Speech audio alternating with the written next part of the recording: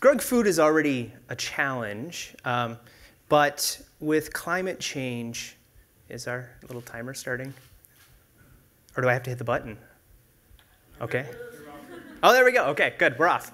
But with climate change, it's going to become a little bit trickier. As we experience extremes, it means that we're going to have to explore different ways of growing food. And so I want to present to you a potential vision for growing food in cities. And it really relies on this model here. This is an ecosystem. And the way that an ecosystem grows food is it captures, it stores energy, resources, and it cycles it continuously. And it does that because it's filled with diversity and it's filled with connections. And all of these relationships create loops and build resiliency. Cities are not that different from ecosystems.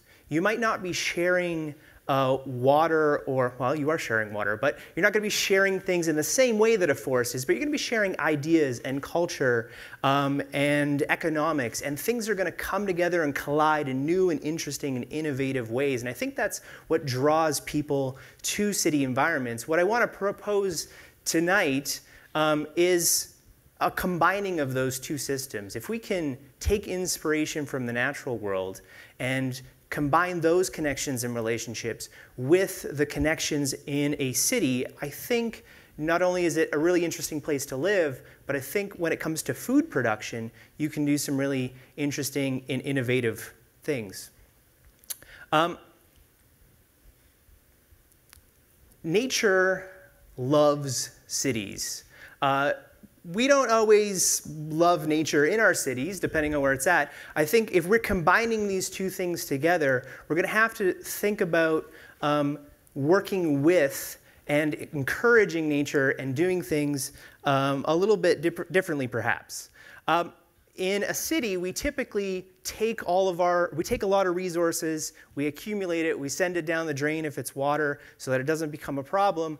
But what if we could behave like a forest and capture water that lands here, mitigating floods, and storing it in the soil so that we can reduce times of drought? This here's a profile of a food forest that really relies on topography and changing the landscape a little bit to absorb the water that lands there, sink it into the ground like a sponge so that the ecology, in this case food-producing ecology, can flourish. This here is a swale at a community garden in Park Allen. The way that it works is it takes the water that lands on that space, it spreads it out over the landscape, it soaks it into the ground, and then on top of it, you plant all of your vegetables. A garden like this isn't dependent on a gardener to be watering it consistently. It produces a ton of food, and it is resistant, or at least more resistant to drought. In cities, we tend to bag up a lot of our resources, send it off. In an ecosystem, it's going to be cycled in. And something like leaves, which you can think about as a tree mining the soil and then depositing it on the surface to create that sponge that can hold water. Every time we take those resources, we're kind of robbing it. We do some really weird things in cities, like it's a very strange idea to water a landscape that's designed to shed water, to grow a monoculture, to harvest and throw in the garbage. What if we could create systems that are designed to hold on to water, hold on to nutrients, and put it into productive use? This picture here is between two houses. It takes the water that lands there as well as some of the water on the house from the rooftop, sends it to the backyard, waters the fruit trees, and in the process reduces flooding, reduces drought, and cycles nutrients. This here's another vegetable garden that doesn't need to be watered. It works like an ecosystem in that all of this biodiversity is consciously placed within it.